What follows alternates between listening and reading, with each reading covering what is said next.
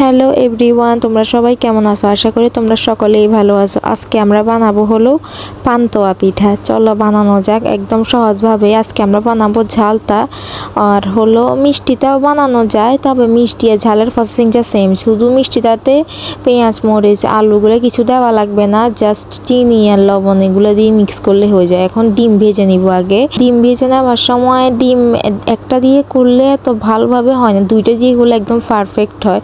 তবে একটা দিয়ে করা যায়, তো আম্মু বলে কি দুইটা দিয়ে গুলো নাকি অনেক বেশি ভালো হয়, অনেক বেশি সুন্দর হয়। আলু কুচি অল্প একটু দিয়ে দিব ডিমের মধ্যে। এরপর এখানে যে আমরা পেঁয়াজ তারপরে হলো কাঁচামরিচ আলু এখানে একটু মাংসের কিমা দিয়ে দিয়েছিলাম। এরপর এখানে ডিমটা কিন্তু ভাজি হচ্ছে।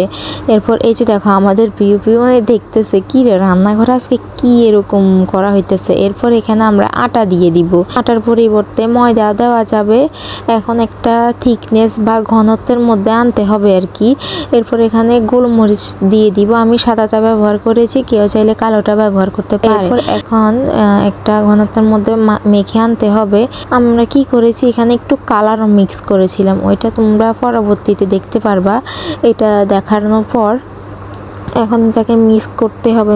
ঝাল আর মিষ্টিতে প্রসেসিং একই। এরপর মনে হচ্ছে থিকনেসটা একটু বেশি পাতলা হয়ে গেছে, তার জন্য এখানে আমরা আর একটু আটা দিয়ে দিতেছি।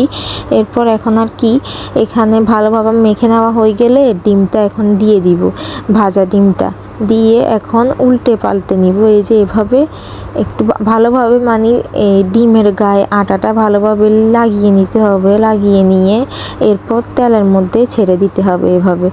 এই যে দেখো এভাবে দিয়ে দিবে, তেলের মধ্যে দিয়ে ভালোভাবে করে নিবে। এরকম সেম প্রসেসে বারবার দুবার দিয়ে দিবে, তাহলে কিন্তু হয়ে যাবে। এখানে আমরা সৌন্দর্যের জন্য কিন্তু একটু কালারও দিয়েছি। এই সাদাটা দেওয়ার পর এখন জর্দা রং দিয়ে দিব, হয়তো বা যে কোনো কালার, তোমরা চাইলে পুরোটাই রং কালার দিয়ে করতে পারো।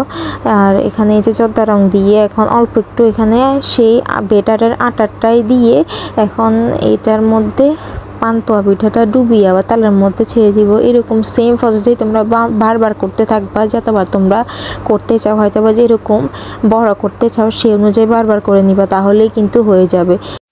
এরপর এই যে দেখো উল্টিয়ে দেওয়ার পর কালারটা কত বেশি সুন্দর লাগতেছে। এরপর কেটে নিলেই কিন্তু হয়ে যাবে পান্তুয়া পিঠা। তোমরা এভাবে একবার করে দেখবে, আর অবশ্যই লাইক কমেন্ট শেয়ার করে আমার পাশে থাকবে। আজকের ভিডিওটি পর্যন্ত ছিল, টাটা বাই বাই।